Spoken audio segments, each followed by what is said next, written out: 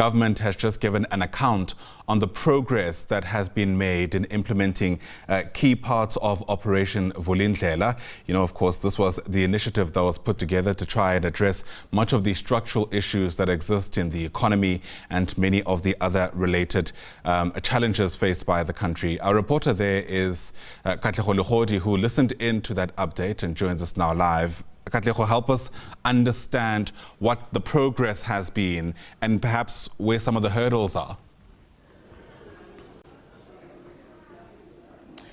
A very good morning once again to you, Ayanda, and to our viewers at home. We're coming to you live at the back of that report that was announced, or more or less the presentation coming through from the National Treasury and the Presidency, in giving us a sense of how then we're moving into quarter 3 of Operation Vulindlela. Remember that here we're talking about phase 2 of this operation. It's been moving quite smooth, as we hear from those that are here, breaking down the numbers in terms of the percentages of the progress that has been made in various of these sectors. But one thing that I can say to you, Ayanda, is that what we heard from those that are here, the Deputy Minister David Masondo from the National Treasury and Deputy Minister Mhlauli, is that the country's reform agenda is well on track. And as we speak right now, we're moving into 2026 with some of those green shoots starting to show, and they're bearing fruits. We hear them talking about the targets now being about a ramped up job creation,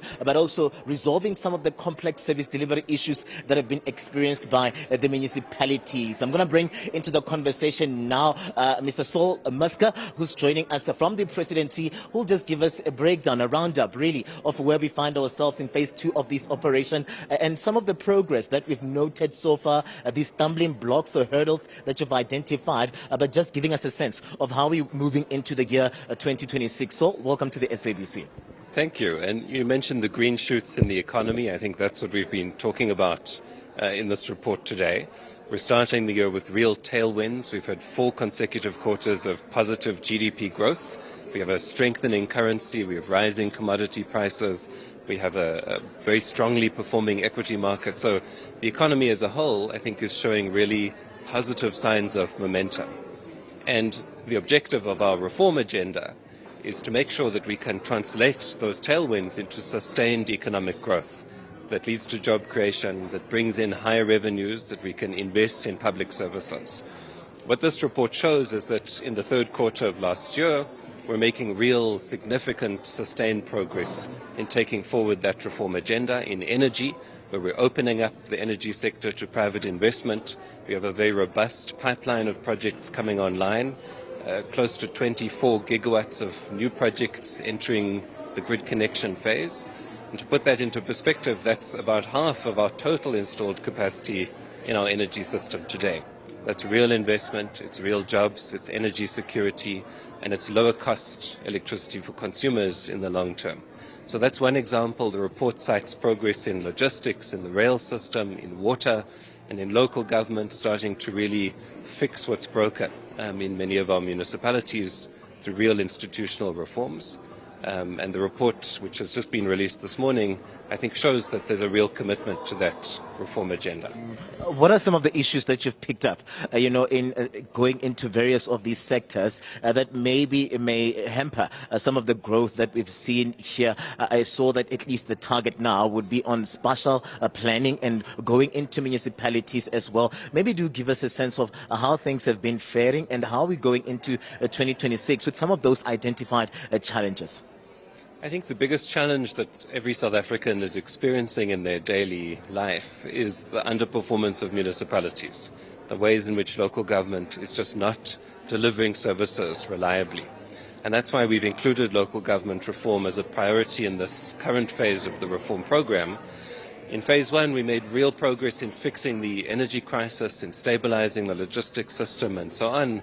But if we can't get local government working effectively, then on a day-to-day basis, where it actually matters on the ground, you won't see real tangible impact. So that's a real challenge. It's a complex system. We have underinvested in infrastructure like water and electricity distribution for many, many years, 10, 15 years or more, and we're trying to reverse that now. We're doing that through institutional reforms, The Metro Trading Services Reform Program is one example.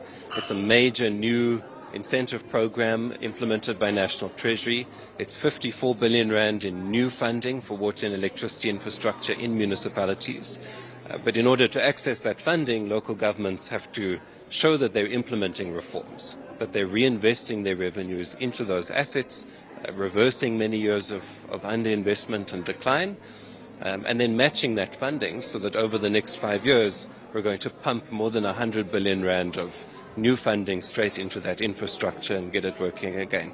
So these are long-term problems. They aren't quick fixes, but we're making progress. We're working with provincial and local government in places like Joburg, eThekwini, and I think that we will start to see the results of that during this year.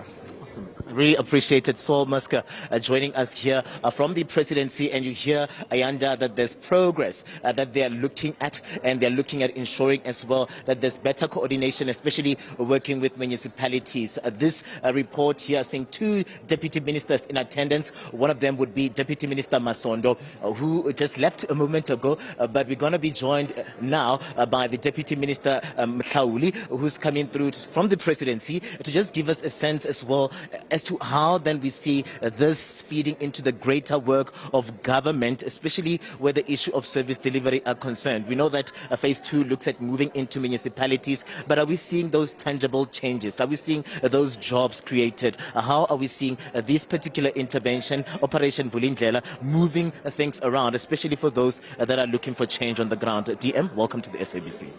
Thank you very much for having us and joining us today. As we said during the release of the report, that we've actually seen how the reforms that have been instituted or implemented in the various sectors has actually led to change, tangible change in the day-to-day lives of our people. We made a few examples, of course, to state that the reforms in the rail system, for an example, has actually seen more corridors being opened, and as a result of that, we've seen more of the trains coming back on. We've seen more of the a lot of the corridors that would have been previously non-operational back on as well. And of course, we've also seen how that has translated into someone's ability to be able to travel to work at a much cheaper cost as a result of those reforms within the rail sector. We also spoke about, for example, if you look at the employment numbers, 2025 has actually seen, how we've seen consecutive, declining in the unemployment numbers of our country, and of course the job growth that we've also seen through the stats that would have been released by Stats SA, and that is as a result of the direct reforms in your visa regime, for an example. Because of the reforms that we've seen in the visa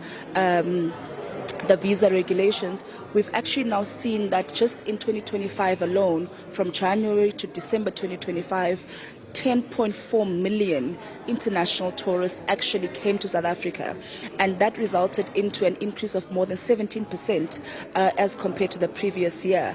And every 13 tourists that come into South Africa create 1 job. So we've seen the direct result to mean that, if 10.4 million tourists have visited our country because we've been able to introduce reforms in terms of your visa system, that is directly linked to people's ability to, within the growth of the tourism sector, but also people being able to get jobs.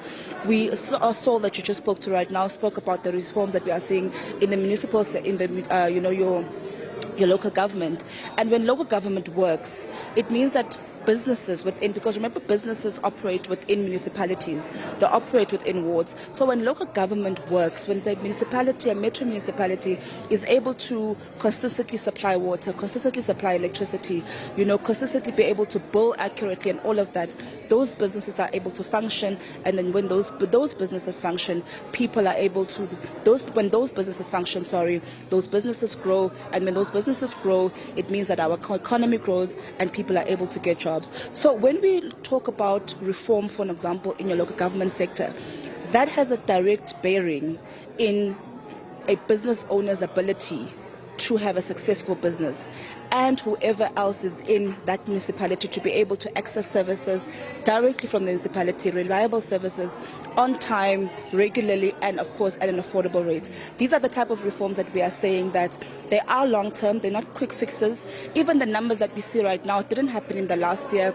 They come as a result of work that have been done and the building blocks that have been done from the implementation and introduction of Operation Vulindlela, which even predates the 7th administration, starting of course from the work that have been done by the late Minister of Finance, Minister Tito Mboweni, may so rest in peace. Awesome. Deputy Minister, thank you very much for giving us your time.